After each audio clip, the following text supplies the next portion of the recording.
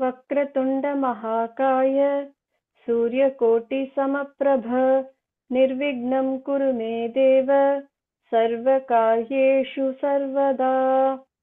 सरस्वती नमस्तुभ्यं वरदे कामरूपिणी विद्यारम्भं करिष्यामि सिद्धिर्भवतु मे सदा। येनाक्षरसमाम्नाय अधिगम्य महेश्वरात् कृत्स्नं व्याकरणं प्रोक्तं तस्मै पाणिनये नमः।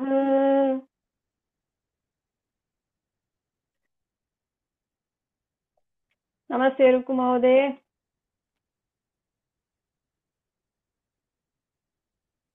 भवती कथमस्ति? किम् अभवत्? अस्तु अस्तु, चिन्ता मास्तु।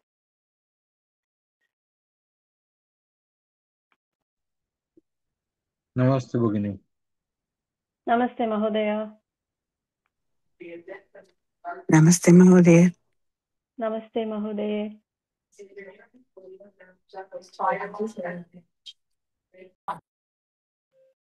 अस्तु, गतसप्ताहे वयम् इडागमः विषये किञ्चित् पठितवन्तः। एकवारं पुनस्मरणं कृत्वा अग्रे सरेम। इडागमः इत्युक्ते इट् आगमः। इट् आगमः इत्युक्ते किम्? अत्र इ इति वर्णः इकारस्य आगमः इति सूचयति। टकारः इकारस्य आगमः कुत्र भवति इति सूचयति। अत्र इकारस्य आगमः सर्वदा प्रत्ययात् पूर्वमेव भवति, किन्तु तत्र टकारः इति अस्ति कारणेन तत् स्पष्टं भवति, पूर्वमेव भवति इति। अन्ते नास्ति, प्रत्ययात् अन्ते नास्ति, प्रत्ययात् मध्ये नास्ति, सर्वदा प्रत्ययात् पूर्वमेव भवति इति तत्र टकारः सूचयति। अतः एव इट् ये इति इकारस्य आगमः, टकारः इकारस्य आगमः कुत्र भवति? सर्वदा प्रत्ययात् पूर्वमेव भवति इति सूचयति। उदाहरणं पश्यामः। कृदन्ते इडागमः प्रसिद्धप्रत्ययेषु सर्वेषु भवति। तवतु, त, त्वा, तुमुन्, तव्यत्। तत्र सर्वत्र मध्ये तत्र पट् तदनन्तरम् इ तदनन्तरं प्रत्ययः, तादृशमेव अन्येषु प्रत्ययेषु अपि। पठितवत्, पठित, पठित्वा। तत्र पठित इत्युक्ते पट् इकारः भवति, तदनन्तरं त प्रत्ययः त, तादृशमेव त्वा तत्रापि। तुमुन्, तव्यत्, सर्वेषु स्थलेषु तादृशमेव। लकारे अपि इडागमः भवति। ऋट् लकारे, भविष्यत्काललकारे इडागमः भवति, पठिष्यति इति। तादृशं सन्नन्ते अपि सर्वेषु लकारेषु भवति। अत्र सामान्यतया लकारे धातुपाठे ये धातवः सन्ति तत्र लिट् लकारे भवति, ऋट् लकारे भवति, किन्तु अहं केवलं ऋट् लकारमेव स्वीकृतवती प्रसिद्धः इति कारणेन। अतः धातुपाठे ऋट् लकारे इकारस्य आगमः भवति। लिट् लकारेषु, लिट् लकार सर्वेषु रूपेषु धातुषु इकारस्य आगमः तत्र भवति। सर्वेषु धातुषु न, अनन्तरं तत्र आकारान्तदातवः अपि सन्ति, किन्तु 80% तत्र 80% धातुषु इकारस्य आगमः ऋट् लकारे भवति। सन्नन्ते सर्वेषु लकारेषु इकारस्य आगमः भवति। तत्र लट् लकारे अपि भवति, लोट्, लङ्, विधिलिङ्, क्षम्यतां, ऋट् लकारं, विधिलिङ्।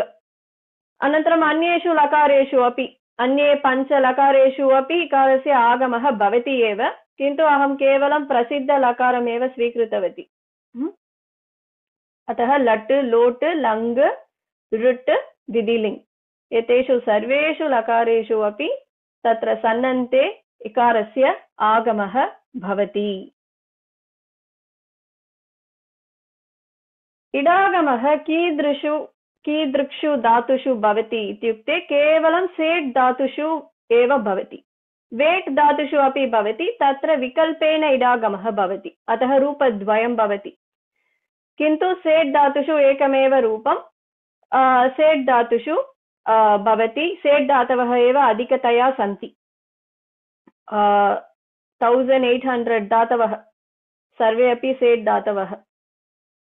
अनिट् धातुषु न भवति इडागमः अन् इट्, अतः तत्र इडागमः अनिट् धातुषु न भवति। केवलं ऐ थिङ्क् 300 धातवः अनिट् धातवः सन्ति। अत्र अहं केवलम्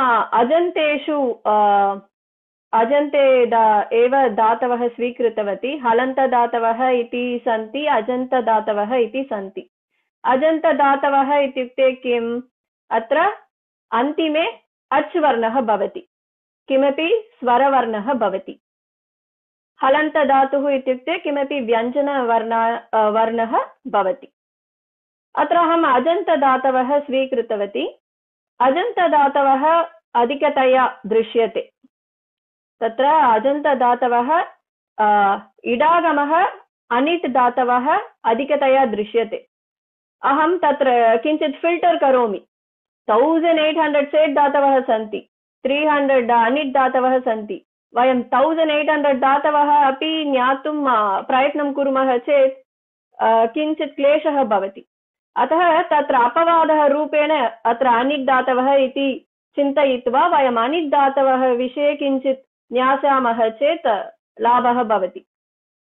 अतः एव अहम् अनिट् धातवः केवलं तत्र 300 धातवः एव सन्ति इति कारणेन वयम् अनिट् धातोः परिचयः प्राप्तवन्तः चेत् सेट् किम् इति वयं ज्ञातुं शक्नुमः। अतः अनिट् धातवः कुत्र कुत्र भवति? अजन्तेषु अधिकतया, अजन्तधातुषु अधिकतया भवति। अजन्तधातुषु इत्युक्ते तत्र आकारान्तः धातवः सर्वे धातवः अनिट् धातवः एव। पा धातुः, ग्रा धातुः, न्या धातुः सर्वे अपि तत्र अनिट् धातवः एव। इकारान्तधातुषु केवलं श्वी श्री धातुद्वयमेव तत्र सेट् धातुः। सेट्, अन्ये सर्वे अपि अनिट् धातवः एव। ईकारान्तः धातुषु शी डी त्यक्त्वा अन्ये सर्वे अपि अनिट् धातवः। ऊकारान्तधातुषु सर्वे धातवः अपि सेट् धातवः एव। क्षम्यताम्, सर्वे न, केवलं षड् धातुषु त्यक्त्वा अन्ये सर्वे अपि अनिट् धातवः। अतः आकारान्ते सर्वे, ईकारान्ते धातुद्वयं त्यक्त्वा अन्ये सर्वे, ईकारान्तः अपि तादृशमेव।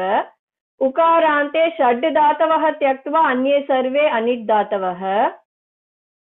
ऊकारान्ते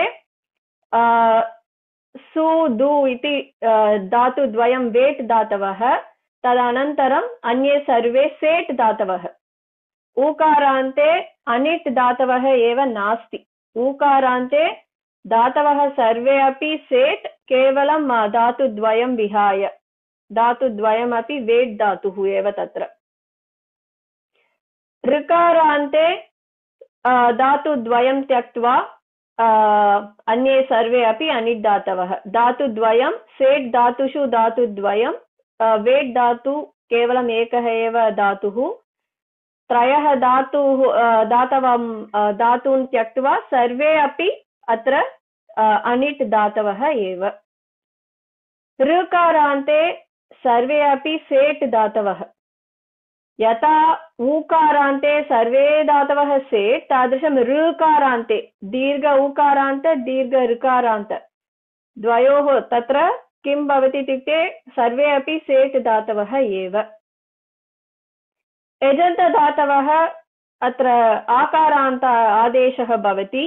तत्र एकं सूत्रम् अस्ति। तत् सूत्रं किं वदति इत्युक्ते आकारान्तादेशः भवति। यत्र यत्र यजन्त एच् वर्णाः सन्ति तत्र सर्वत्र एच् इत्युक्ते ए ऐ ओ औ चत्वारः वर्णाः तेषु स्थानेषु आकारान्त आकारस्य आगमः भवति। यथा गै इति धातुः गा इति भवति, ऐ स्थाने आ, द्यै इति धातुः द्या इति भवति, ऐ स्थाने आ। तादृशं यजन्तदातवः सर्वे अपि आकारान्तदातवः एव, अतः ते अपि अनिट् धातवः एव। अतः आकारान्तः एजन्तः धातवः सर्वे अनिट् धातवः, किन्तु इकारान्ते ईकारान्ते ऋकारान्ते सर्वे अपि अनिट् धातवः, केवलं धातुद्वयं नो चेत् धातुत्रयं त्यक्त्वा। अनन्तरं पश्यन्तु, वयं यदा अभ्यासं कुर्मः तस्मिन् समये अवगच्छन्ति। केवलं ज्ञानार्थम् अहम् अत्र प्रदर्शयामि।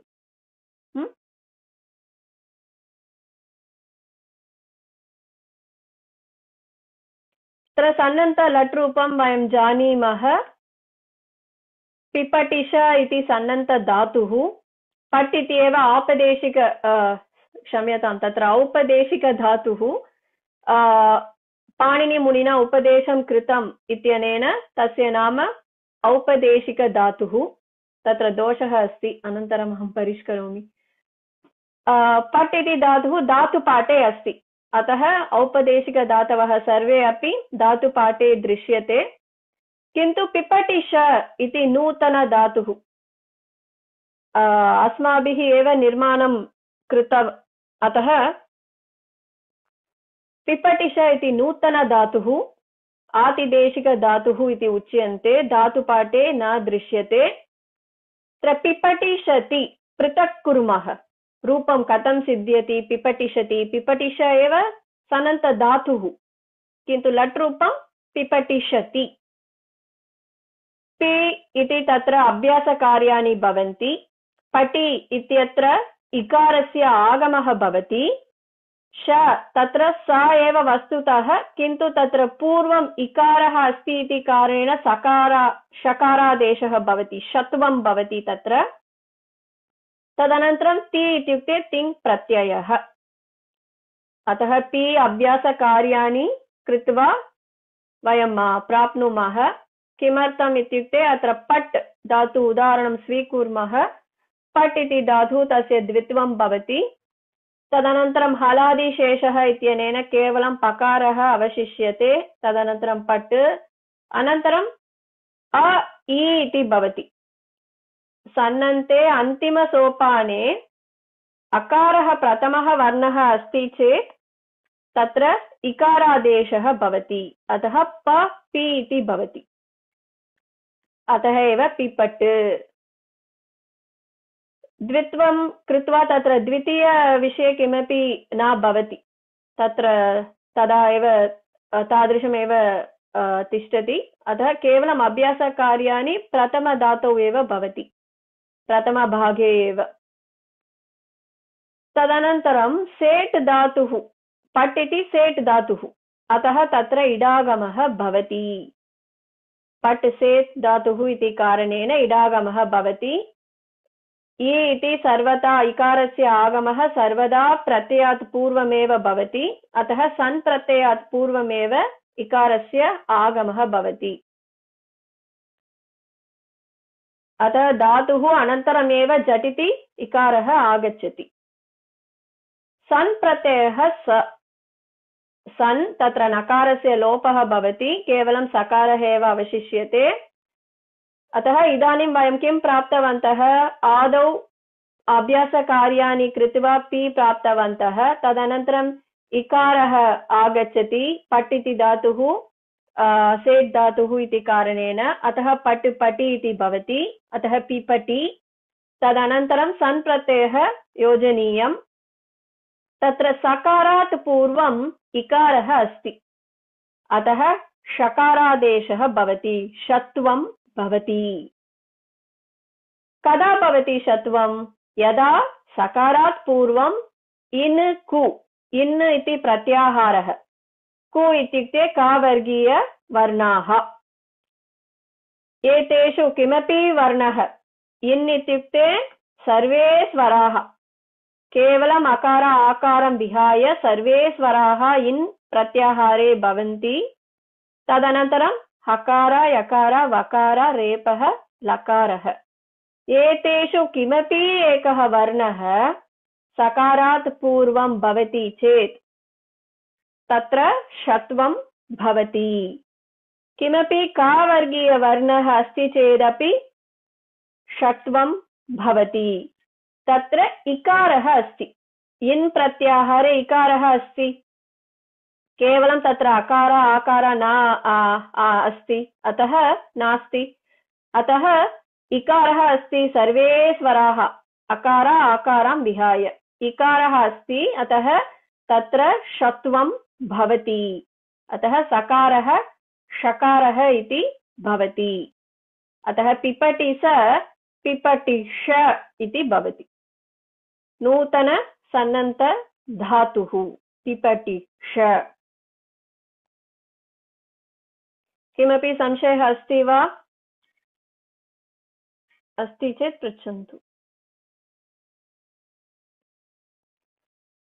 अतः आदौ अभ्यासकार्यं भवति, तदनन्तरम् इकारस्य आगमः सेट् धातुः इति कारणेन तदनन्तरं षत्वमपि भवति। किमर्थं चेत् यत्र यत्र इकारस्य आगमः अस्ति तत्र सर्वत्र षत्वं भवति एव। किमर्थं चेत् तत्र इन् प्रत्याहारे इकारः अस्ति, अतः तत्र इकारस्य आगमः अस्ति चेत् निश्चयेन तत्र षत्वं भवति। अतः सकारः षकारः इति भवति। तदनन्तरं तिङ् प्रत्ययः योजयित्वा पिपटिषति। पिपटिष इति नूतनसन्नन्तधातुः पिपटिषति, तस्य लट्लकाररूपं प्रथमपुरुष एकवचने। पश्यन्तु, किमपि संशयः अस्ति चेत् पृच्छन्तु, नो चेत् वयम् अग्रे सरेम। भगिनी आपदेशिक नाट् आपदेशिक, औपदेशिक। अत्र दोषः अस्ति। It's not आपदेशिक, औपदेशिक। पाणिनिमुनिना उपदेशं कृतं ये सर्वे धातवः, अतः एव धातुपाठे सन्ति, अतः एव नाम औपदेशिक धातुः, औपदेशिक धातवः इति।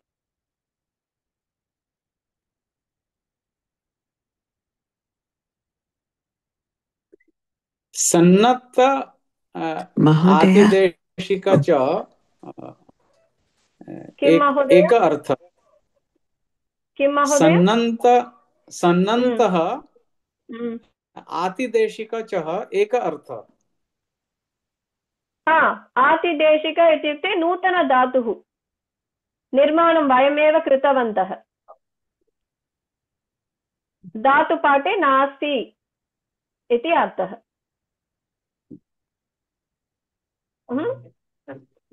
अतः आतिदेशिक धातुः इति नाम। महोदय, लङ्लकाररूपं किम्? अपिपठिषत्। अपिपठिषत्। सो पि इति वर्णस्य पूर्वम् अकारः आदेशः योजनीयः। धन्यवादः।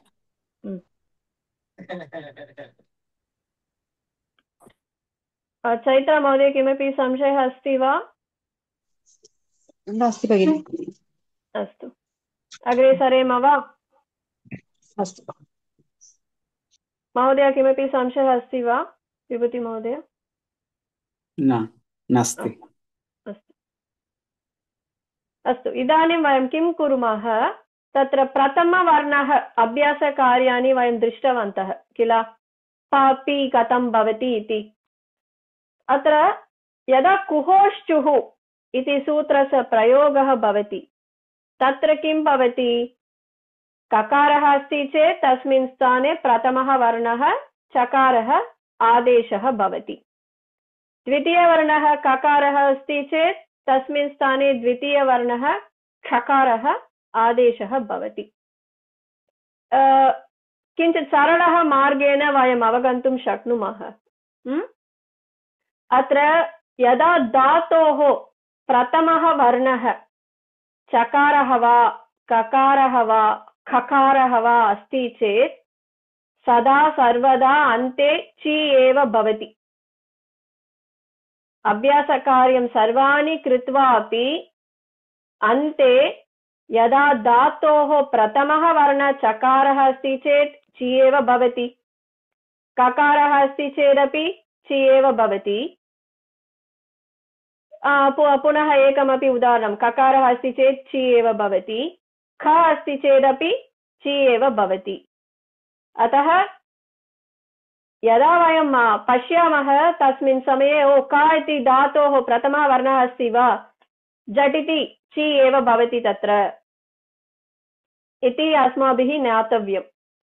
यदा कादिति अस्ति वा, झटिति ओ तत्र चकारः एव भवति। मध्ये अन्यानि कार्याणि भवन्ति, किन्तु अन्तिमे किं भवति, सर्वदा केवलं ह्रस्ववर्णः दृश्यते। अभ्यासकार्याणि सर्वाणि अपि कृत्वा अन्ते केवलं ह्रस्ववर्णः अल्पप्राणवर्णः एव दृश्यते। अतः उदाहरणार्थं कादिति स्वीकुर्मः चेत् तत्र आदौ हलादिशेषः इत्यनेन केवलं क अवशिष्यते, तदनन्तरं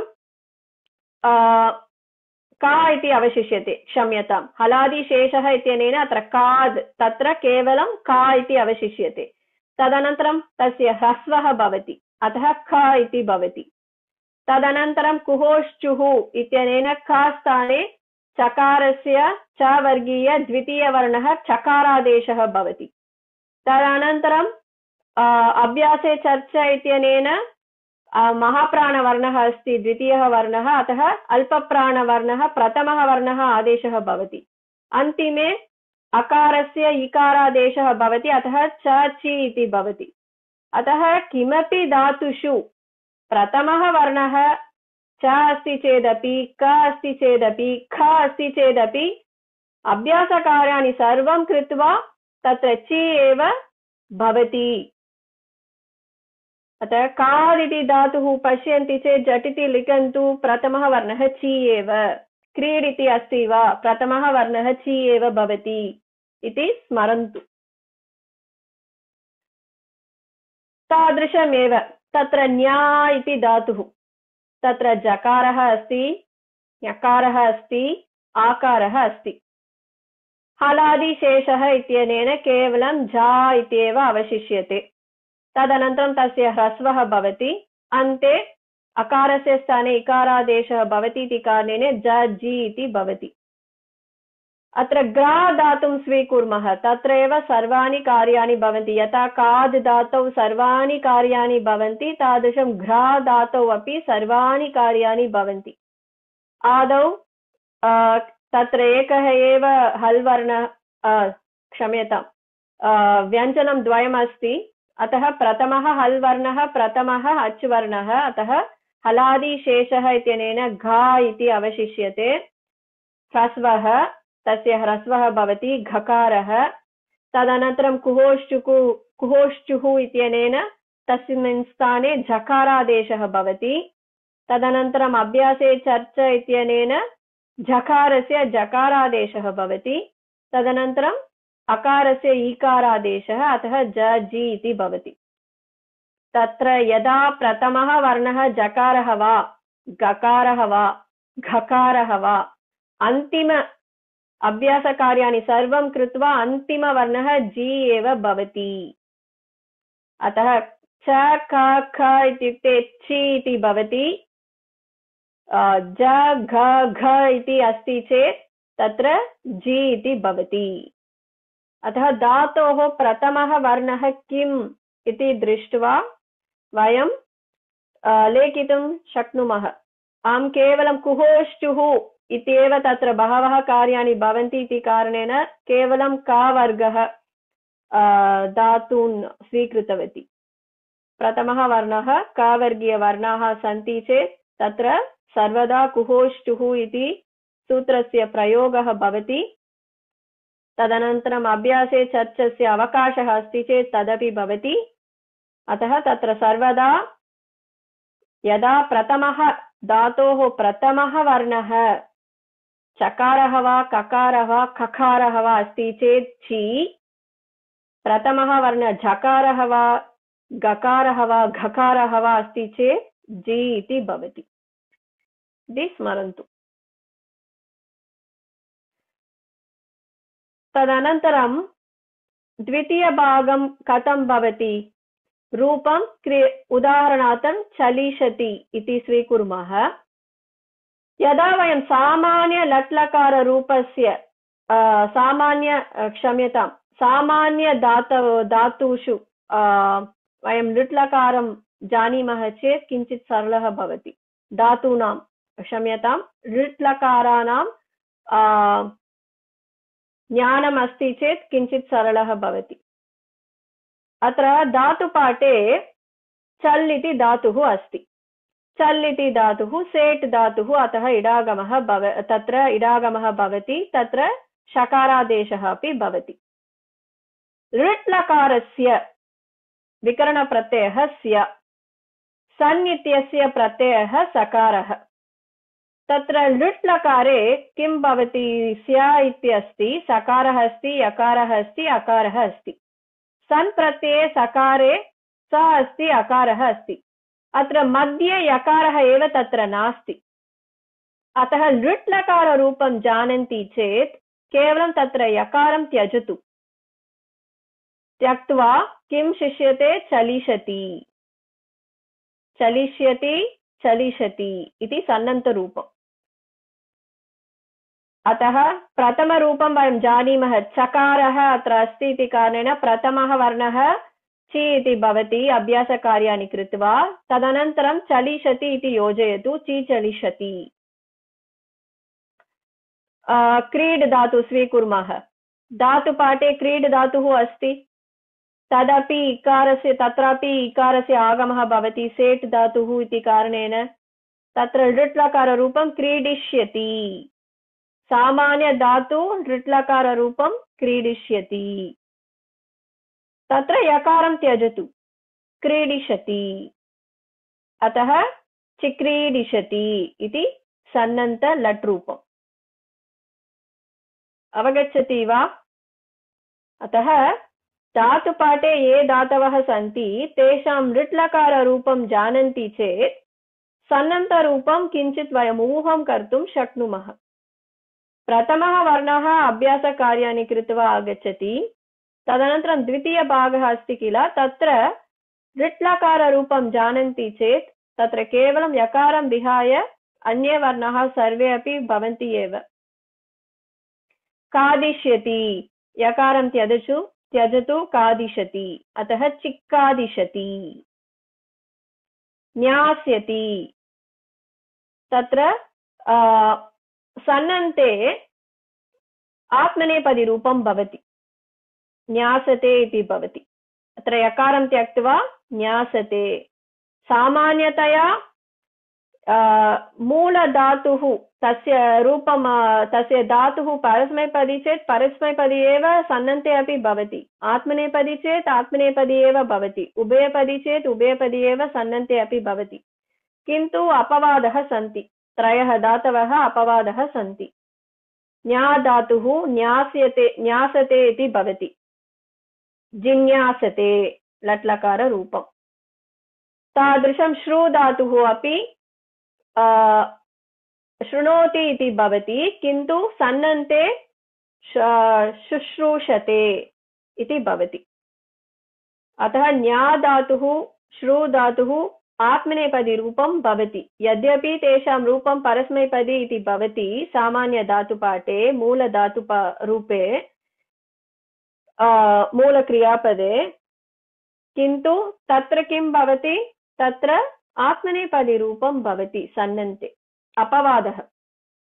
न्या धातुः श्रु धातुः, इतोपि एकः धातुः अस्ति, कोऽपि स्मरन्ति वा? वयं गतसप्ताहे पठितवन्तः, त्रयः धातवः आत्मनेपदी-रूपं भवति इति। न्या धातुः श्रु धातुः, अनन्तरं दृश् धातुः भगिनि, दृश् धातुः, दिदृक्षते। अतः त्रयः धातवः आत्मनेपदिरूपं भवति सन्नन्ते। अतः अहम् अत्र लृट्लकाररूपं तत्र यकारं त्यक्त्वा किं रूपं सिद्ध्यति, तदनन्तरं तस्मात् पूर्वम् अभ्यासवर्णः अभ्यासकार्याणि कृत्वा यः वर्णः भवति तत् योजयतु। अत्र पश्यतु, चल् इति अस्ति, चकारः अस्ति इति कारणेन अभ्यासकार्याणि कृत्वा ची एव भवति अन्तिमे, अतः ची भवति।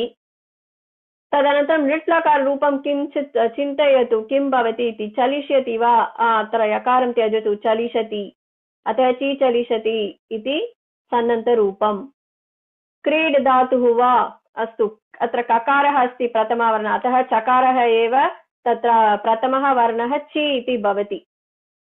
अतः ची सर्वदा तत्र अकारः प्रथमः वर्णः धातोः प्रथमः वर्णः अस्ति चेत् तत्र सर्वदा इकारादेशः भवति एव, स्मरन्तु। अन्येषु धातुषु किमपि संशयः नास्ति। अत्र इकारः प्रथमः वर्णः अस्ति चेत् उदाहरणार्थं नी धातुः, तत्र नी एव भवति। अभ्यासकार्याणि तत्र केवलं ह्रस्वः नी नी इति भवति अभ्यासकार्याणि कृत्वा। भू इति अस्ति चेत् भू इति भवति। किन्तु अकारः अस्ति चेदेव, प्रथमः वर्णः अकारः अस्ति चेदेव तत्र इकारादेशः भवति, अतः ची च ची इति भवति, क की इति ची इति भवति, ख ची इति भवति, तदनन्तरं ज जी इति भवति, ग जी इति भवति, घ जी इति भवति। अतः तत्र कुहोश्चुः इत्यनेन एव कावर्गीयवर्णः अस्ति चेत् तत्र कुहोश्चुः इत्यनेन चकारः नो चेत् जकारादेशः तत्र भवति एव। लृट्लकाररूपं जानन्ति चेत् केवलं यकारं त्यक्त्वा योजयतु, तावदेव। अभ्यासं कुर्मः चेत् अवगच्छन्ति। किन्तु एतादृशं वयं सर्वेषु धातुषु न कर्तुं शक्नुमः। किन्तु 80% धातवः सेट् धातवः इति कारणेन प्रसिद्धधातवः अनेकाः धातवः वयम् एतादृशं कर्तुं शक्नुमः। यकारं त्यक्त्वा किं रूपं शिष्यते तत् रूपमेव योजयामः। ये सर्वमपि तत्र सेट् धातवः अस्ति चेदेव तादृशं वयं कर्तुं शक्नुमः यकारं त्यक्त्वा। अन्ये किञ्चित् भिन्नः धातवः अपि भवन्ति, तत्र वयं तादृशं न कर्तुं शक्नुमः। किन्तु सेट् धातुषु सर्वेषु धातुषु वयम् एतादृशं लृट्लकारं जानीमः चेत् कर्तुं शक्नुमः। तत्र आकारान्तधातुः अपि तादृशमेव भवति। अत्र लृट्लकारे पास्यति इति रूपं, तत्र यकारं त्यक्त्वा केवलं पास इति तिष्ठति, पासति, पिपासति। सन्नन्तधातुः अहं लिखितवती अत्र, अतः एव तत्र न ति दृश्यते। सन्नन्तलट् रूपम् अत्र अस्ति, तत्र सर्वत्र ति दृश्यते। अत्र ग्रास्यति इति अस्ति, तस्य लृट्लकाररूपं। यकारं त्यजतु, ग्रासति, अतः जिग्रासति। पास्यति, यकारं त्यजतु, यासति, इयासति। अत्र यदा यकारः रेपः वा लकारः वा वकारः वा अस्ति चेत् धातुः प्रथमः वर्णः, तत्र किमपि कार्यं नास्ति, केवलम् अकारस्य स्थाने इकारादेशः भवति, अतः य इ इति भवति। र अस्ति चेत् रि इति भवति, ल अस्ति चेत् लि इति भवति। तत्र किमपि वर्गीयवर्णः नास्ति इति कारणेन तत्र किमपि अन्यत् कार्यं नास्ति, केवलम् अकारस्य स्थाने इकारादेशः भवति, अतः एव य इ। अत्र पीतवर्णः किमपि अस्ति चेत् तस्य अर्थः ते सर्वे धातवः कावर्गीयधातवः इति, अतः एव तादृशम् अस्ति। तत्र कुहोष्टुः इति सूत्रस्य प्रयोगः भवति इति कारणेन अहं तत्र पीतवर्णे तत्र दर्शितवती। वयम् अभ्यासं कुर्मः, चिन्ता मास्तु। एतदपि तादृशमेव, तत्र यकारं त्यक्त्वा चिकादिशति, गमिष्यति यकारं त्यजतु जिगमिषति, वक्ष्यति तत्रापि यकारं त्यजतु विवक्षति, तादृशम्।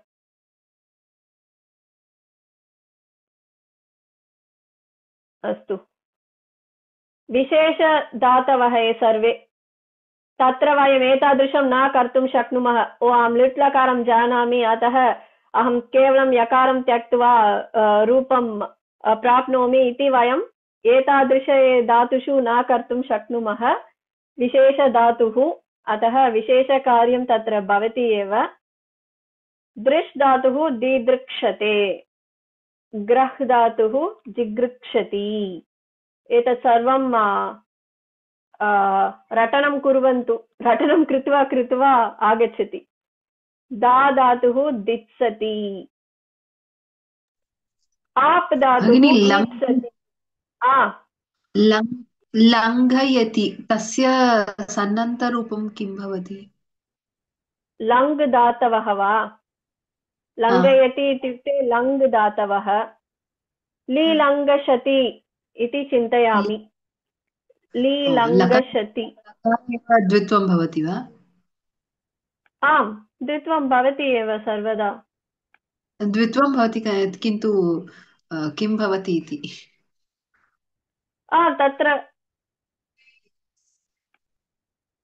तत्र लङ् इति अस्ति, अतः प्रथमः लीलङ्गिष, अतः लङ् इति अस्ति चेत् तत्र द्वित्वं भवति। तत्र द्वित्वं भवति चेत् किं भवति? लङ् इति भवति।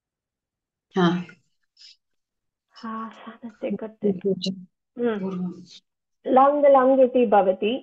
तदनन्तरं तत्र केवलं वयं प्रथमः हल् वर्णः, प्रथमः अच् वर्णः स्वीकरणीयम्। तत्र किञ्चित् अस्तु, अतः ला लङ् इति भवति। एकनिमिषम्, अहं किमपि डाक्युमेण्ट्, एकनिमिषम्, नो चेत् स्लैड् मध्ये एव करोमि।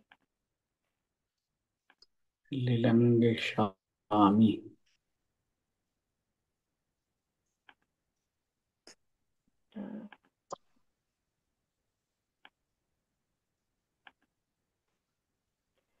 आदौ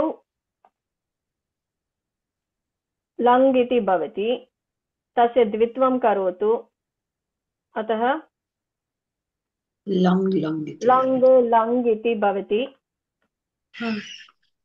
तदनन्तरं तत्र हलादिशेषः इत्यनेन केवलं ला इति अवशिष्यते।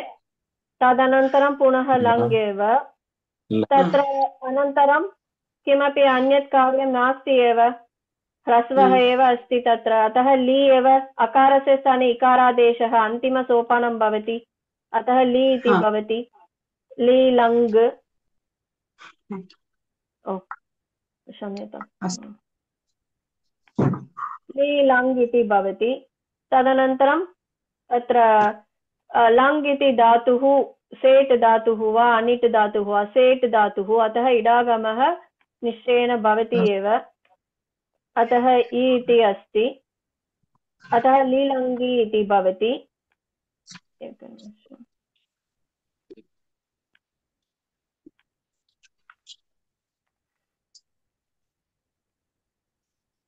लीलङ्गी इति भवति। अत्र इकारः अस्ति सकारात् पूर्वम्, अतः किं शकारादेशः भवति, अतः लीलङ्गिष इति भवति।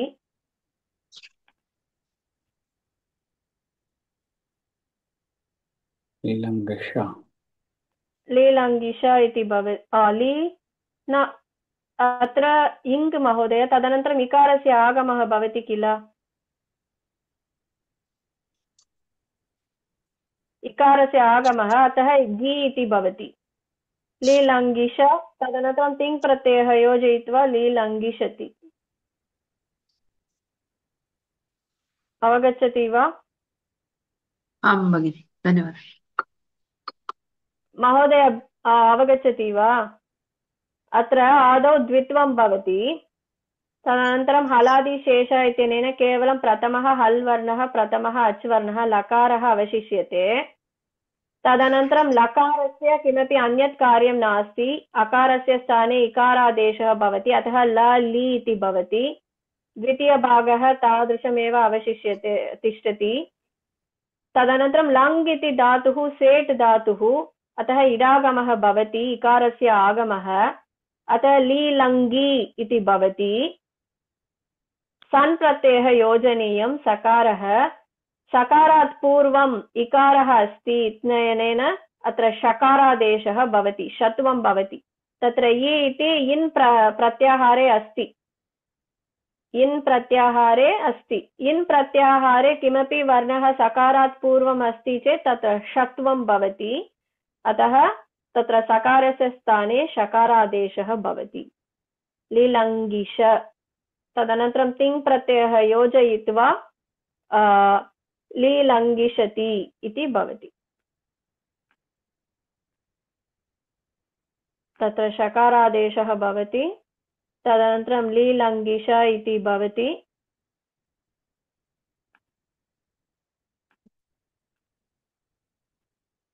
तदनन्तरं तिङ् प्रत्ययः अपि योजनीयं, तिङ् प्रत्ययः योजयित्वा लीलङ्गिषति इति अन्तिमरूपम्।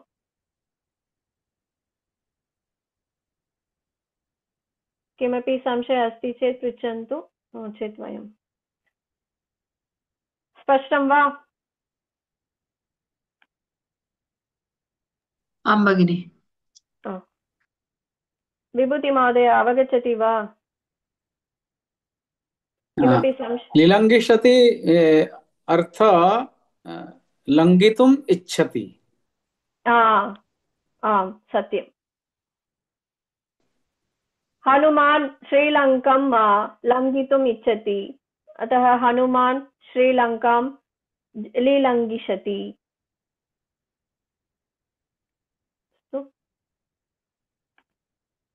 विशेष धातवः ये सर्वे केवलं कण्ठस्थीकरणं, किमपि अन्यः सुलभः मार्गः इति किमपि नास्ति, अतः द्विवारं त्रिवारं पठन्ति चेत् स्मर्तुं शक्नुमः।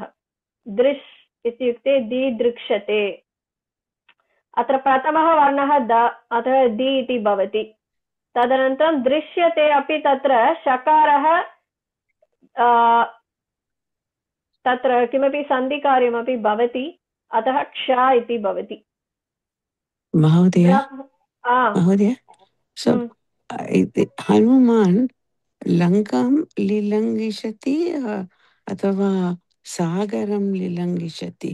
सागरम् उचितं, तत्र श्रीलङ्कां मास्तु, सागरं सम्यक्, सागरं लीलङ्घिषति। सम्यक् भगिनी, धन्यवादः।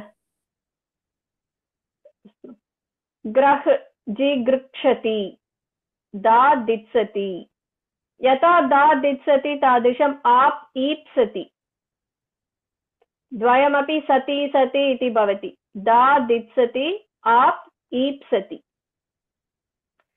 श्रु शुश्रूषते,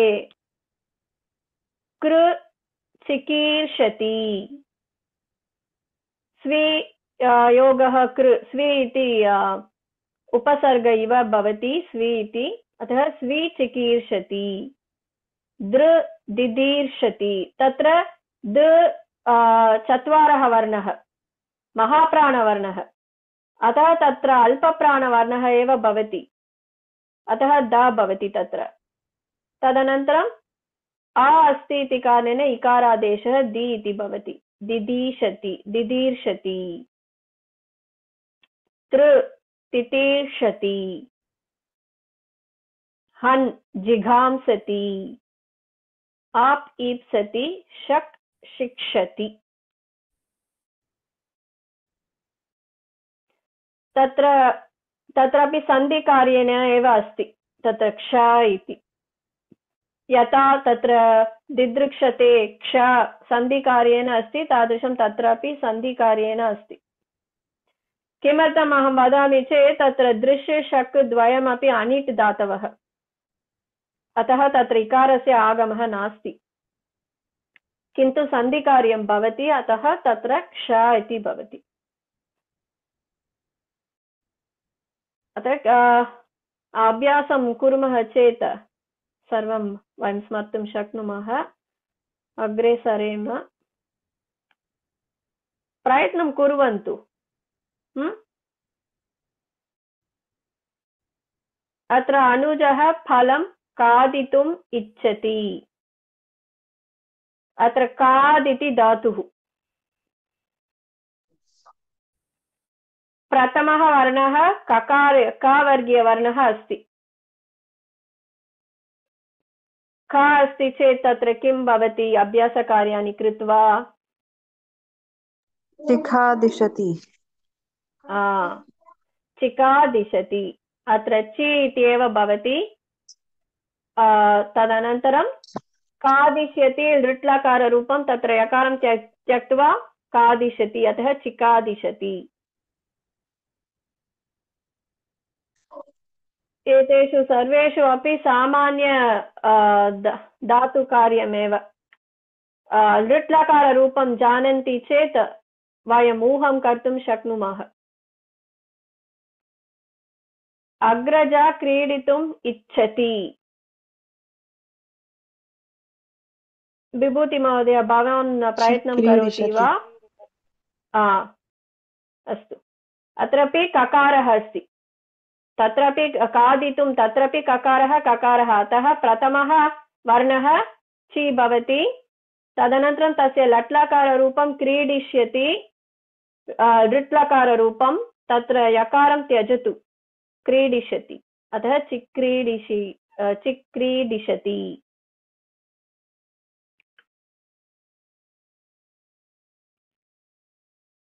विभूति महोदय, भवान् प्रयत्नं करोति वा? ओ, किमर्थं?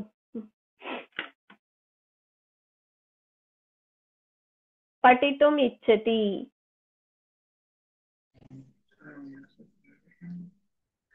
तत्र पकारः एव अस्ति, किमपि वर्गीयवर्ण, तत्र प्रथमः वर्णः, वर्गीयप्रथमः वर्णः, अतः चिन्ता मास्तु। अल्पप्राणवर्णः प किं भवति? पि इति भवति। पठिष्यति। सम्यक्, पि पठिष्यति। पि पठिष्यति।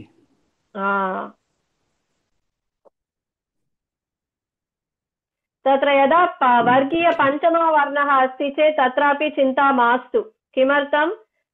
अल्पप्राणवर्णः महाप्राणवर्णः विषये तत्र चिन्ता मास्तु। किमर्थं चेत् चतुर्थः वर्णस्य स्थाने एव तृतीयः वर्णः आदेशः भवति, द्वितीयवर्णः अस्ति चेत् प्रथमः वर्णः आदेशः भवति, महाप्राणः अल्पप्राणवर्णः आदेशः भवति। किन्तु तत्र मकारः, तस्मिन् विषये किमपि चिन्ता मास्तु, अतः मा एव। किन्तु तत्र अभ्यासकार्याणि कृत्वा किं भवति?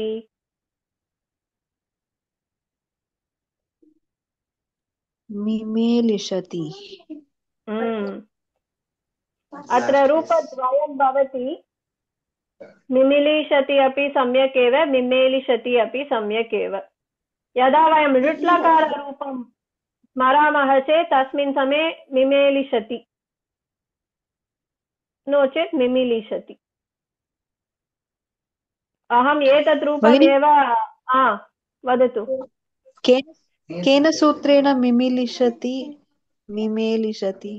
रूपद्वयम् अस्ति, तत्र सूत्रं? तत्र सूत्रम् इति न, किमपि गणस्य विषयमपि तत्र अस्ति, गणित धातुविषयः अपि अस्ति। अनन्तरं दृष्ट्वा अहं दर्शयामि, नो चेत् सिग्नल् मध्ये प्रेषयिष्यामि। अस्तु। अतः मा इति मी इति भवति। इकारादेशः सर्वदा अन्तिमसोपाने भवति एव, मा मी इति भवति। तदनन्तरं लृट्लकाररूपं चेत् तत्र यकारं त्यजतु, मिमेलिषति, नो चेत् मिमिलिषति अपि साधुः एव।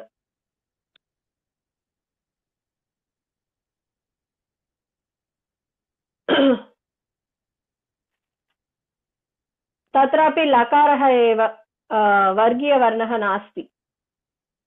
अतः किमपि महाप्राण अल्पप्राणविषये किमपि चिन्ता मास्तु। भगिनी अत्रापि लिलिखिषति लिलेखिषति द्वयं रूपं तिष्ठति वा? रूपद्वयं भवति, तत्रापि रूपद्वयम्।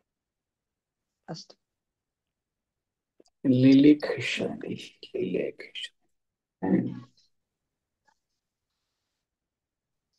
एतत् किञ्चित् भिन्नरूपं भवति। कृ धातुः क्रेषति चिक्रेषति इति भवति। दिस् इस् क्रीणाति, क्षम्यतां, क्री धातुः क्रीणाति।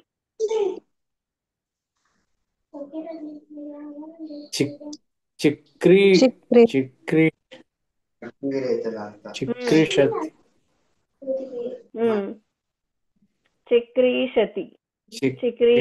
इति भवति। तत्र गुणकार्यं न भवति, अतः एव चिक्रीषति इति एव।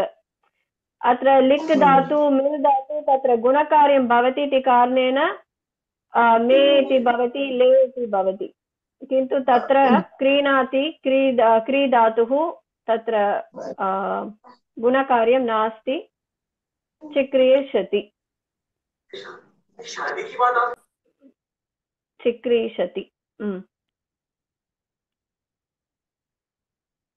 रेपः रिरिक्षिषति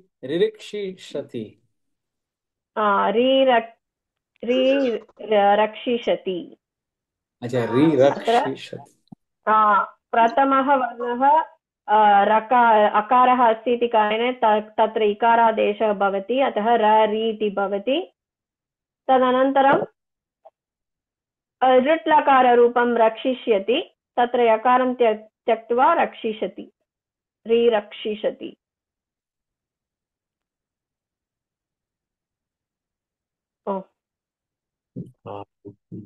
धाव् धातुः दिधाविशति दिधाविशति। अत्र चतुर्थवर्णः अस्ति, अतः अभ्यासकार्याणे अल्पप्राणवर्णः तृतीयवर्णः भवति, अतः एव दकारः। अतः तत्र प्रथमः वर्णः चतुर्थवर्णः इति अस्ति चेत् तत्र झटिति तस्य तृतीयवर्णः, तस्य वर्गस्य तृतीयवर्णः किम् इति लिखतु। तत्र द्वितीयवर्णः अस्ति चेत् कः वर्णः भवति? तत्र प्रथमः वर्णः तिष्ठति, प्रथमः वर्णः। अतः that formula remember, fourth letter is replaced by the third letter, second letter is replaced by the first letter in the varga. Okay, अल्पप्राणस्य स्थाने क्षम्यतां, महाप्राणस्य स्थाने अल्पप्राणः तिष्ठति। महाप्राणस्य स्थाने अल्पप्राणवर्णः आदेशः भवति। नी धातुः निनेषति, तत्र गुणकार्यं न भवति। नी इति धातुः सन्नन्ते अनिट् धातुषु गुणकार्यं सर्वदा न भवति। नी इति अनिट् धातुः, अतः निनीषति, नी इति भवति। तदनन्तरं नी इत्येव धातुः, तदनन्तरं सकारः योजनीयं, किन्तु सकारस्य स्थाने शकारादेशः भवति। किमर्थं? सकारात् पूर्वं नी ई इति अस्ति, तदनन्तरं तिङ् प्रत्ययः। तत्र किमपि कष्टकरकार्यमिति किमपि नास्ति। The normal add-up thing, that's all.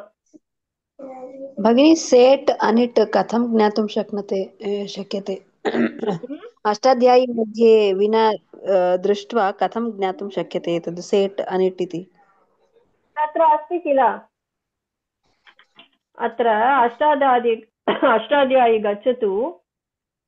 न, तद् विहाय तत्र without seeing that, how do we get to know any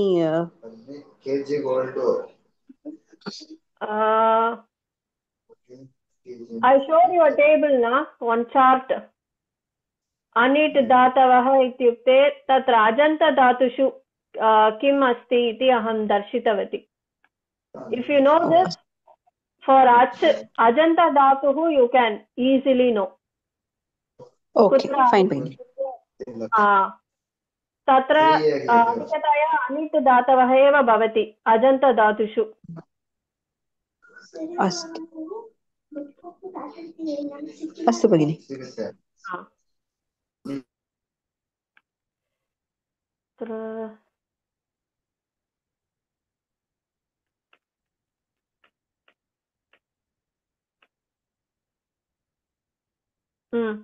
भोक्तुम् इच्छति।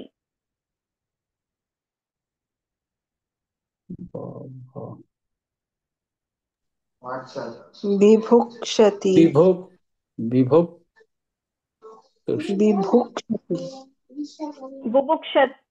बुभुक्षते किमर्थं चेत् भुङ्क्ते आत्मनेपदीरूपम्, अतः तत्रापि सन्नन्ते अपि आत्मनेपदी एव बुभुक्षते। अस्तु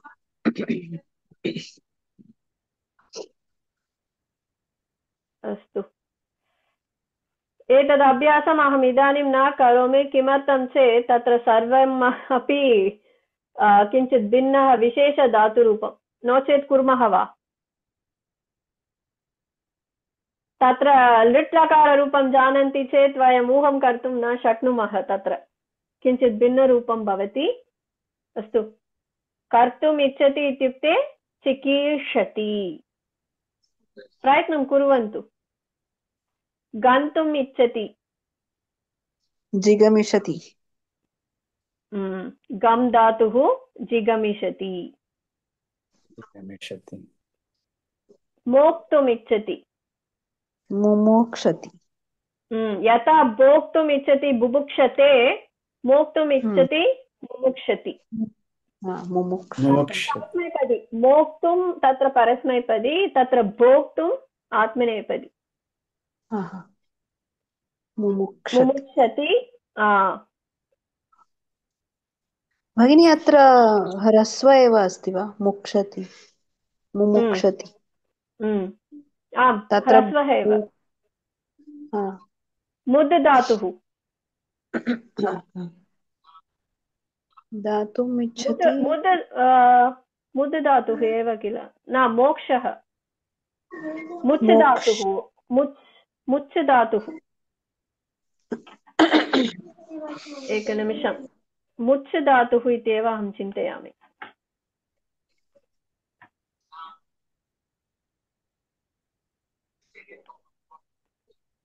मुक्तकर्म। मुच् धातुः। अस्तु। मुमुक्षति।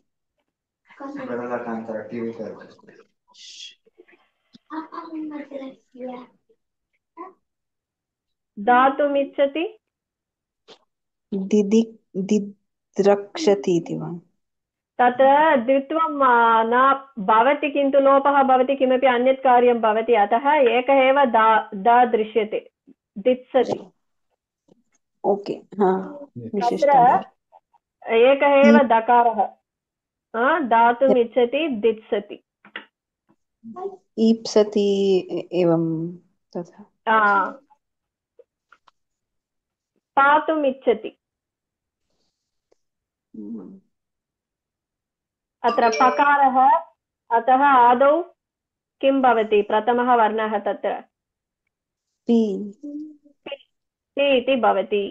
तदनन्तरं पिपासति। पा धातुः, तदनन्तरं सकारः, सन् प्रत्ययः, तिङ् प्रत्ययः, केवलं योजनकार्यमेव तत्र भवति। अभ्यासकार्यं ति, पा धातुः, सन् प्रत्ययः स, तिङ् प्रत्ययः ति, पिपासति। योद्धुम् इच्छति। युयुत्सति। युयुत्सते। ओके, युद्ध धातुः। युयुत्सते। लब्धुम् इच्छति। लिप्सति। यथा ददाति धातुः तादृशं लब् इति स्मरन्तु। दातुम् इच्छति दित्सति, लब्धुम् इच्छति लिप्सते। तत्र परस्मैपदी, अत्र आत्मनेपदी रूपम् अस्ति। वर्गस्य प्रथमः वर्णः तिष्ठति वा भगिनि अत्र लिप्सते वर्गस्य तत्र वर्गीयवर्णः नास्ति हा हा हा हा किन्तु किमपि अन्यत् कार्यमपि तत्र किमपि भवति अतः लिप्सते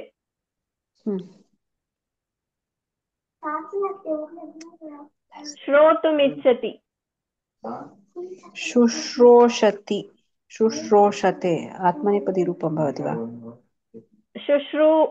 आत्मनेपदीरूपमेव शुश्रूषते अत्र श्रु इति धातुः अत्र शकारः एव प्रथमः वर्णः श्रु धातौ शकारः रेपः उकारः अतः शकारः वा अतः शा तत्र भवति इति स्मरन्तु किन्तु ऊकारः भवन्तः स्मरन्तु तत्र श्रु धातुः शकारः रेपः उकारः हलादिशेषः इत्यनेन केवलं शु एव अवशिष्यते तत्र रेपः गच्छति रेपस्य लोपः भवति अतः शकारः उकारः एव अवशिष्यते अतः एव शु किन्तु श्रु श्रु इति भवति इति स्मरन्तु अतः शुश्रूषते सन्प्रत्ययः सकारादेशः तदनन्तरम् आत्मनेपदी अतः ते शुश्रूषते अतः शुश्रूषते श्रु धातुः श्रु इति भवति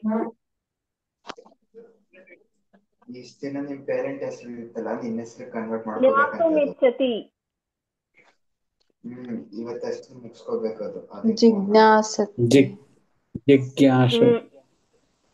जिज्ञासते शुश्रूषते जिज्ञासते दिदृक्षते त्रयः अपि आत्मनेपदीरूपं सन्नन्ते स्मरन्तु अन्ये अपि सन्ति किन्तु तत्र किम् इत्युक्ते तत्र किमर्थं लब् धातुः तत्रापि लिप्सते एव लभते तत्रापि आत्मनेपदीरूपमेव धातुपाठे तत्रापि लभते इति आत्मनेपदीरूपम् अतः तत्र लिप्सते इति भवति किन्तु श्रु धातुः शृणोति तत्र परस्मैपदी किन्तु सन्नन्ते आत्मनेपदी शुश्रूषते तादृशमेव ज्ञातुम् इच्छति जानाति तत्र परस्मैपदी किन्तु सन्नन्ते जिज्ञासते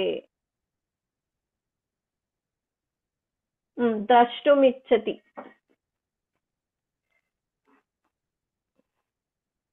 दिद्रक्षति दिदृक्षते दिदृक्षते तत्रापि प्रथमः वर्णः द अकारस्य इकारः दि इति भवति दृश् धातुः अतः दृश् एव तत् अस्ति इति चिन्तयतु दृक्षते दिदृक्षते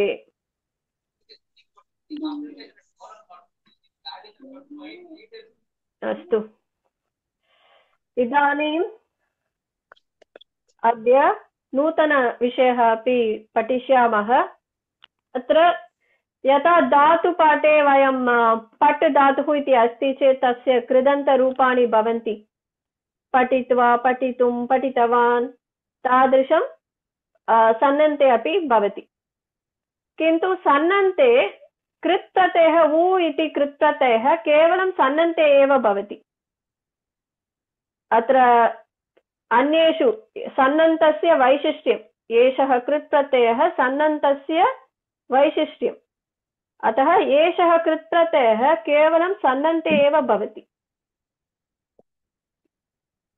उ प्रत्ययः कर्तृर्थे वर्तमानकाले च भवति कर्त्रात्रकं बोधयति कर्ता तदेव तत्र मुख्यः विषयः अयं प्रत्ययः केवलं सन्नन्तेभ्यः धातुभ्यः भवति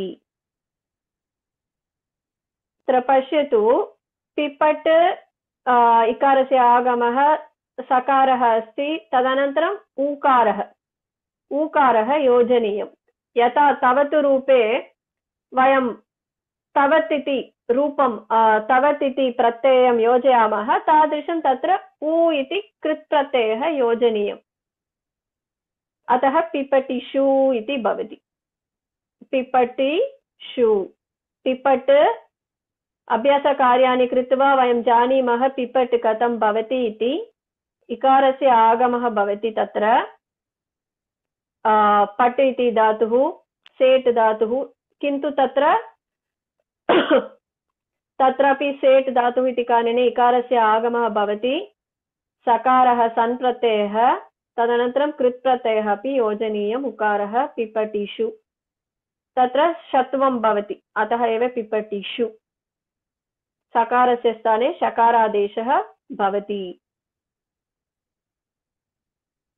यः लिखति सः अतः सन्नन्त एतदेव प्रातिपदिकं पिपटिषु इति प्रातिपदिकं यथा पठितवत् इति प्रातिपदिकं तादृशं पिपटिषु इति प्रातिपदिकं कृत् प्रत्ययः योजयित्वा सर्वदा प्रातिपदिकं सिद्ध्यति किल अतः यथा पठितवत् तदनन्तरं पुल्लिङ्गं भवति पठितवान् पठितवती पठितवत् इति नपुंसकलिङ्गे भवति तादृशं तत्रापि त्रिषु लिङ्गेषु भवति किन्तु प्रातिपदिकं पिपटिषु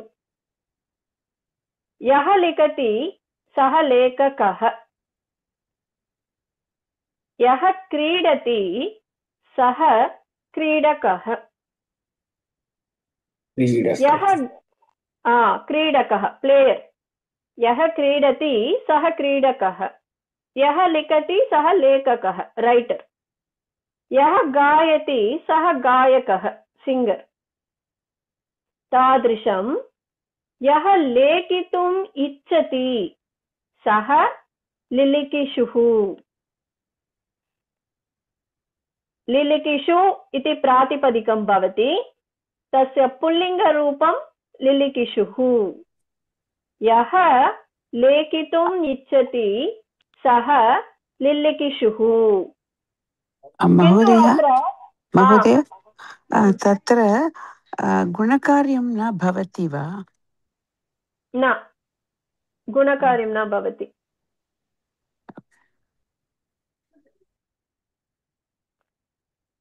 अस्तु यः लेखितुम् इच्छति सः लिलिकिषुः यः क्रीडितुम् इच्छति सः चिक्रीडिषुः यः गातुम् इच्छति सः जिगासुः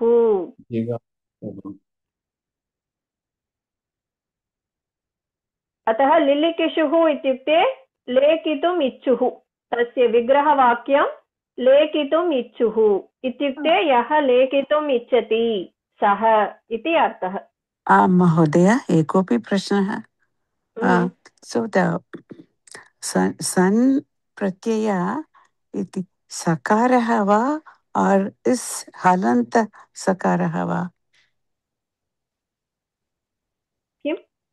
किं भगिनि नो द हलादि I mean the sun pratyaya is it sakarah va अथवा no it's not halanta sakara is no because the pratyaya that is joined here looks like halanta. What do you mean by halanta sakara bagini? Well, meaning not halanta but the vyanjanam without the swara. See, sakaraha is the vyanjana is plus akaraha with the swara akaraha, but so that is. I thought the sun pratyaya is sakaraha rather than the vyanjanam eva. केवलं व्यञ्जनं सकारः एव किन्तु तत्र तस्य लोपः अपि भवति ओके सो स्मरन्ति वा वयं यदं चुरादिगणधातवः पठितवन्तः तत्र अकारान्त धातुषु किं भवति कत इति अस्ति चेत् तत्र अकारस्य लोपः भवति कत् इति भवति अस्तु okay the same thing okay धन्यवादः महोदय यः गातुम् इच्छति सः जिगासुः इत्युक्ते जिगासुः इत्युक्ते गातुम् इच्छुः गातुम् इच्छुः इत्युक्ते अर्थः यः गातुम् इच्छति सः इति अर्थः अतः ये सर्वे अपि विशेषणम्. It describes about a person. Adjective. कीदृशः पुरुषः, एकः बालः, कीदृशः बालकः, लिलिकिषुः बालकः, यथा उत्तमः बालकः, यथा चतुरः बालकः. तत्र उत्तमः चतुरः इति विशेषणं भवति, बालकस्य विशेषणं भवति. तादृशं लिलिकिषुः बालकः अस्ति. इत्युक्ते कीदृशः बालकः अस्ति, यः लेखितुम् इच्छति सः बालकः अस्ति. अतः लिलिकिषुः बालकः, लेखितुम् इच्छुः बालकः अस्ति इति अर्थः. अतः लिलिकिषुः इति विशेषणं भवति. विशेषणं बालकस्य विशेषणं. पिपठिषुः बालकः पठति इत्युक्ते यः बालकः पठितुम् इच्छति सः बालकः पठति. अतः बालकस्य विशेषणं पिपठिषुः. कीदृशः बालकः, यः पठितुम् इच्छति सः बालकः. He is the one who is desirous of reading, who is desirous of writing. अतः adjective. ये सर्वे अपि विशेषणं भवति. किमपि संशयः अस्ति वा?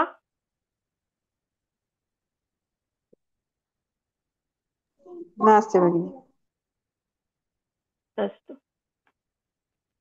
यथा उत्तमः चतुरः च विशेषणं, तथा लिलिकिषुः पिपठिषुः च अपि विशेषणम्.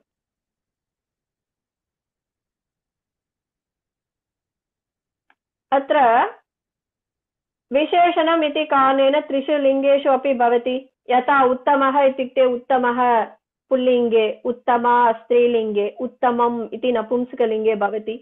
तादृशं तत्रापि त्रिषु लिङ्गेषु भवति. किन्तु पिपठिषुः पुल्लिङ्गे अपि रूपं समानं, स्त्रीलिङ्गे अपि रूपं समानं.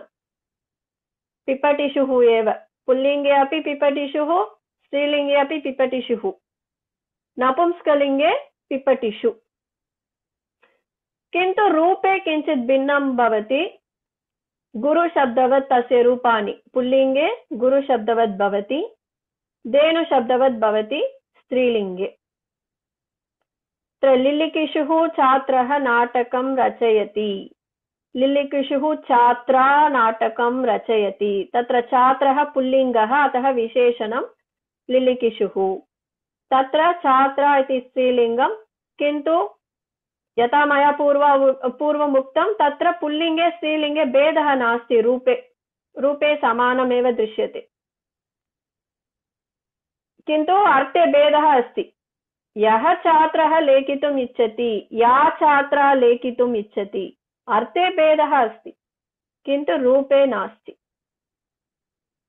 लिलिकिषुः छात्रा नाटकं रचयति.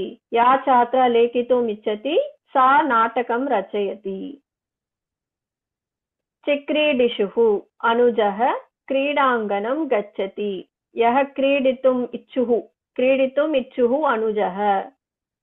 चिक्रीडिषुः अनुजा क्रीडाङ्गणं गच्छति.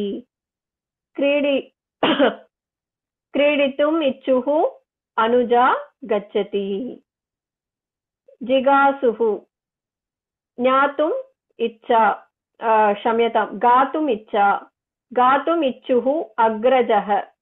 यः गातुम् इच्छति सः. जिगासुः इत्युक्ते यः गातुम् इच्छति सः. कीदृशः अग्रजः इत्युक्ते यः गातुम् इच्छति इति वयं वदामः किल. We are giving an adjective. We are describing about the boy, what kind of a person he is. जिगासुः अग्रजः संगीताभ्यासं करोति. जिगासुः अग्रजा संगीताभ्यासं करोति.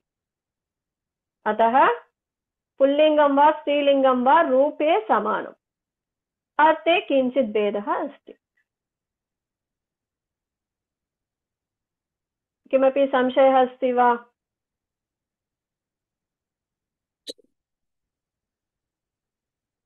अस्ति चेत् पृच्छन्तु. नास्ति वा? अग्रे सम- सरेम वा? महोदय हम्म।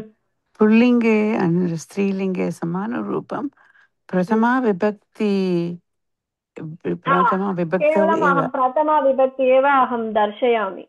ओके। प्रथमा विभक्ति एकवचनम्। अन्यत्र विभक्तौ रूपं अहं भिन्नः। दर्शयिष्यामि। ओके। अतः पिपटिषु इति पुल्लिङ्गे तस्य रूपं गुरुशब्दवत् भवति। यथा गुरुः पिपटिषुः, गुरु पिपटिषु, गुरवः पिपटिषवः, तादृशमेव अन्येषु रूपाणि अपि सर्वे गुरुशब्दवत् भवति। अत्र स्त्रीलिङ्गे धेनुशब्दवत् भवति।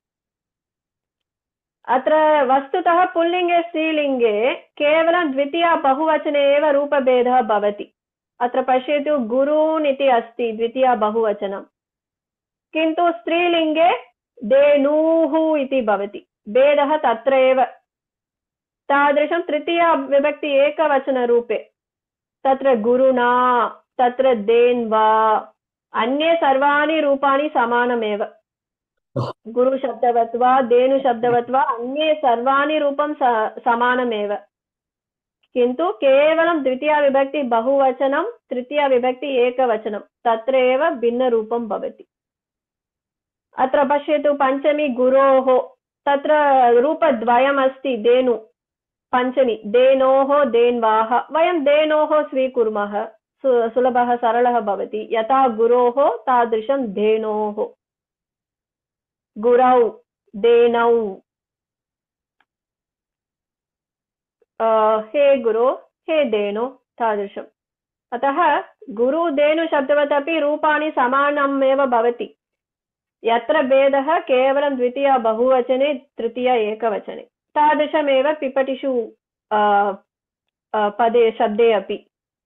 तृतीया विभक्ति बहुवचने पिपटिषून्, तृतीया विभक्ति एकवचने पिपटिषुना, तत्र पिपटिषुः, तृतीया एकवचने पिपटिष्वा। अतः भेदः केवलं द्वितीया बहुवचने तृतीया एकवचने एव। अन्यानि सर्वाणि रूपाणि समानम्। अतः गुरुशब्दः जानन्ति चेत् पिपटिषु रूपं किम् इति वयं ज्ञातुं शक्नुमः। तादृशं धेनुशब्दरूपं किम् इति जानन्ति चेत् पिपटिषु स्त्रीलिङ्गरूपमपि वयं ज्ञातुं शक्नुमः। अत्र एकं भगवद्गीता श्लोकमपि पश्यामः। कोऽपि पठति वा? अहं धृतराष्ट्र उवाच धर्मक्षेत्रे कुरुक्षेत्रे समवेतायुयुत्सवः मामकः पाण्डवाश्चैव किमकुर्वत संयय। सञ्जय। पदच्छेदं किं भवति तत्र? धृतराष्ट्रः उवाच, धृतराष्ट्रः पृच्छति। कं पृच्छति? सः सञ्जयं पृच्छति। किं पृच्छति? अत्र आदौ पदच्छेदं पश्यामः। धर्मक्षेत्रे कुरुक्षेत्रे समवेताः युत्सवः मामकाः पाण्डवाः च एव किम् अकुर्वत सञ्जय। तत्र क्रियापदं किम्? युयुत्सवः। न क्रियापदम्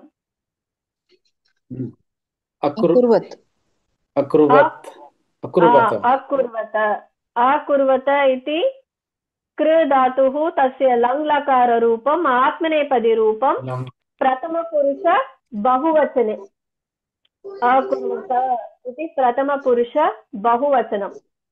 अकुर्वत इत्युक्ते कृतवन्तः। किं कृतवन्तः इति धृतराष्ट्रः पृच्छति, सञ्जयं पृच्छति। के किं कुर्वन्तः कृतवन्तः? के कृतवन्तः इत्युक्ते मामकाः पाण्डवाः के कृतवन्तः? किं कृतवन्तः? मामकाः इत्युक्ते मकाः इत्युक्ते जनाः, मम जनाः। मामकाः इत्युक्ते मम जनाः। तत्र पुत्राः इति अर्थः। मम पुत्राः, धृतराष्ट्रः पृच्छति, मम पुत्राः कौरवाः पाण्डवाः च किं कृतवन्तः इति पृच्छति। कीदृशाः पाण्डवाः, कीदृशाः कौरवाः? युयुत्सवः मामकाः, युयुत्सवः पाण्डवाः। युयुत्सुः इत्युक्ते यः युद्धं कर्तुम् इच्छति इति अर्थः। तस्य बहुवचनं युयुत्सवः, गुरुशब्दवत्। गुरुः, गुरु, गुरवः। युयुत्सुः, युयुत्सु, युयुत्सवः। प्रथमपुरुष बहुवचनम्। कीदृशाः मामकाः, कीदृशाः पाण्डवाः? युयुत्सवः मामकाः, युयुत्सवः पाण्डवाः। ये युद्धं कर्तुम् इच्छन्ति ते। अतः कौरवाः अपि युद्धं कर्तुम् इच्छन्ति, पाण्डवाः अपि युद्धं कर्तुम् इच्छन्ति। अतः युयुत्सवः इति तत्र विशेषणं भवति। युयुत्सवः मामकाः, युयुत्सवः पाण्डवाः। तत्र मामकाः इत्यस्य विशेषणमपि युयुत्सवः एव, पाण्डवाः इत्यस्य विशेषणमपि युयुत्सवः एव। तदनन्तरं धृतराष्ट्रः किं युयुत्सवः मामकाः पाण्डवाः कुत्र किम् अकुर्वत इति पृच्छति। कुत्र, कुत्र इति प्रश्नस्य उत्तरं कुरुक्षेत्रे। कुरुक्षेत्रे। तस्य विशेषणं धर्मक्षेत्रे। कीदृशः कुरुक्षेत्रं? धर्मक्षेत्रमेव कुरुक्षेत्रम्। तत्र सर्वदा धर्मकार्यमेव सम्भवति। तादृशक्षेत्रं कुरुक्षेत्रं। तत्र युद्धं कर्तुं समवेताः, समवेताः इत्युक्ते संयुक्ताः, सम्मिलिताः, एकीभूताः, they have come together, assembled together. अतः धृतराष्ट्रः सञ्जयम् अपृच्छत्। किम् अपृच्छत्? तत्र मम पुत्राः पाण्डुपुत्राः च युद्धं कर्तुम् उत्सुकाः सन्तः धर्मक्षेत्रे कुरुक्षेत्रे किम् अकुर्वत इति धृतराष्ट्रः सञ्जयम् अपृच्छत्। तत्र कीदृशाः मामकाः पाण्डवाः च अकुर्वत? तस्य उत्तरमेव युयुत्सवः। युयुत्सवः मामकाः पाण्डवाः च अकुर्वत। किमपि संशयः अस्ति वा? अवगच्छति वा इदानीं?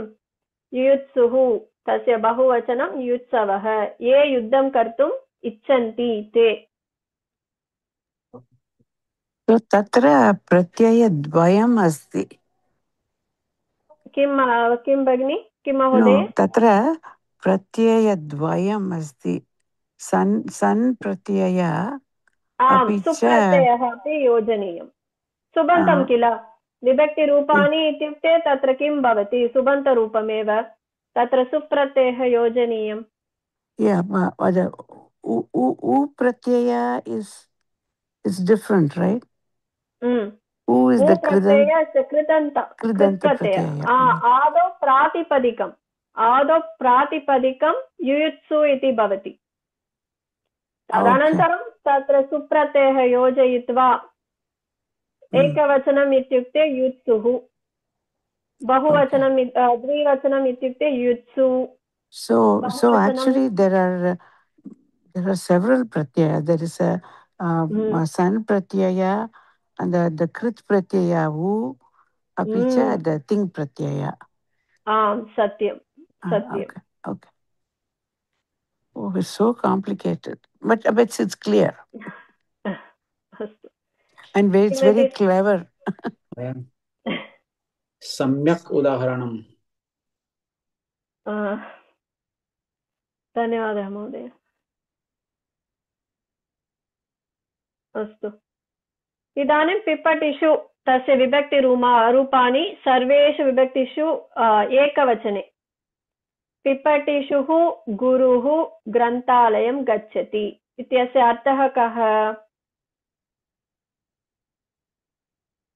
पिपटिषुः गुरुः पठितुम् इच्छुः गुरुः ग्रन्थालयं गच्छति। यः पठितुम् इच्छति सः गुरुः ग्रन्थालयं गच्छति। पिपटिषुं गुरुं परितः छात्राः उपविशन्ति। तस्य अर्थः कः? यः पठितुम् इच्छति तं गुरुं परितः छात्राः उपविशन्ति। पिपटिषुणा गुरुणा सह शिष्यः कार्यं करोति। यः पठितुम् इच्छति तेन सह गुरुः तेन सह शिष्यः कार्यं करोति। पिपटिषवे गुरवे जनकः उत्तमानि पुस्तकानि ददाति। अतः जनकः उत्तमानि पुस्तकानि ददाति। कीदृशं गुरुं ददाति?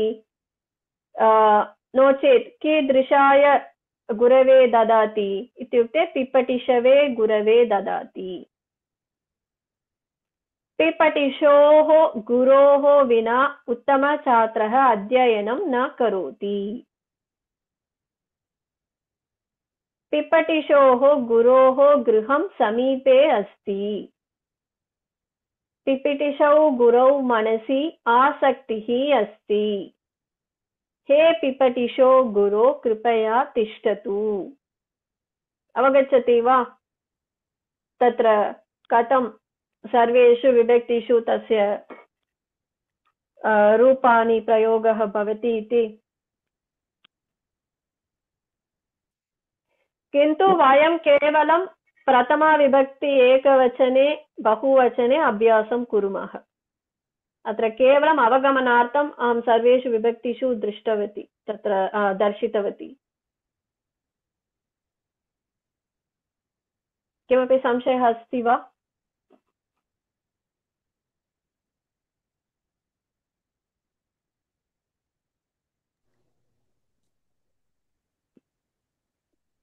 पिपठिषौ गुरौ मनसि आसक्तिः अस्ति। इंट्रेस्ट, आसक्तिः इत्युक्ते इंट्रेस्ट। आसक्ति अटैचमेंट। इंट्रेस्ट हाँ, maybe attachment also you can say, I think, yeah, but asaktihi I have seen it used in interest sense.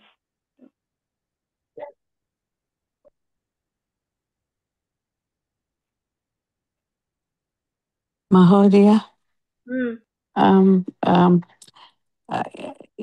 lab dhatoho,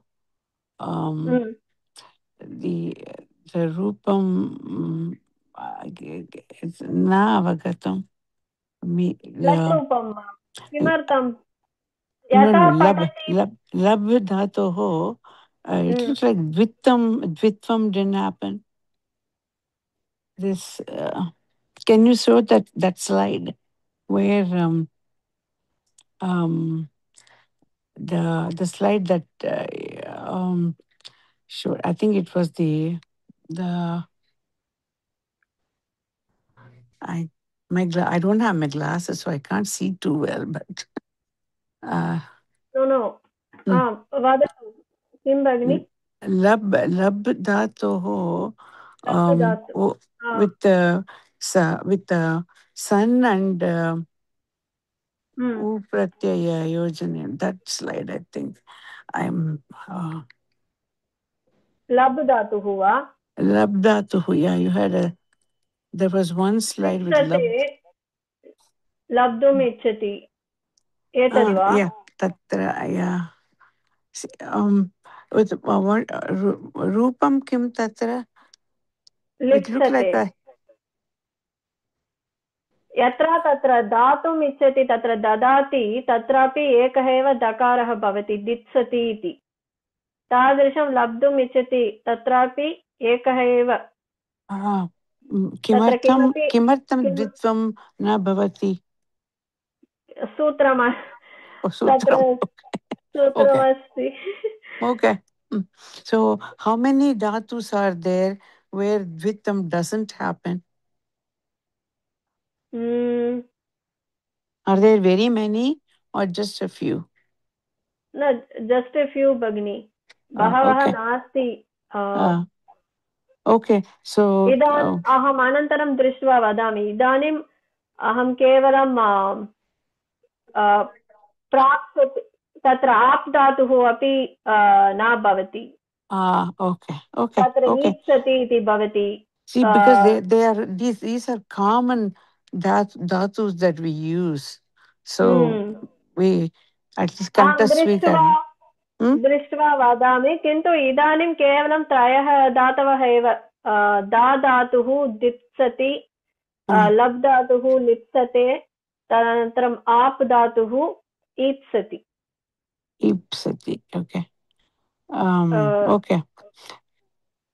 okay. Okay. So so the in the ap dhatoh vishaye this in the beginning ikarah bhavati, right? But parantu lab vishaye no adau ida that there ikarah तत् अन्यत् सूत्रं तत्र आप इति विषये किमपि अन्यत् कार्यं भवति इति कारणेन अन्यत् सूत्रेण तत्र तादृशं इति भवति तत्र ईप्सति इति भवति Okay. So किन्तु तत्र अग्रिमवर्षे पठामः किन्तु अत्र प्रयत्नं कुर्वन्तु अवगतुं शक्नुमः वा इति संशयः मास्तु इदानीं जस्ट् गो देर् आप धातु इत्युक्ते तत्र किमर्थम् ईप्सति सन्नन्तरूपे इति तत्र गत्वा पश्यतु तत्र एतत् सूत्रस्य कारणेन एव तत्र ईकारादेशः भवति ओके अस्तु धन्यवादः भगिनी चिन्ता मास्तु Mama krite glasses. I don't have my glasses. I can't see. And then the nurses were walking in. So anyway, so I'm sorry. Chinta mastu. Dhanyavadah, Modi. Dhanyavadah. स्थगयामः वा प्रार्थना श्लोकं मुक्त्वा वयं वदति वा भगिनि दुःखिनः सर्वे सन्तु निरामयाः भद्राणि पश्यन्तु मा कश्चित् दुःखभाग् भवेत् ॐ शान्ति शान्ति शान्तिः धन्यवादः भगिनि धन्यवादः भगिनि शुभरात्रि शुभरात्रि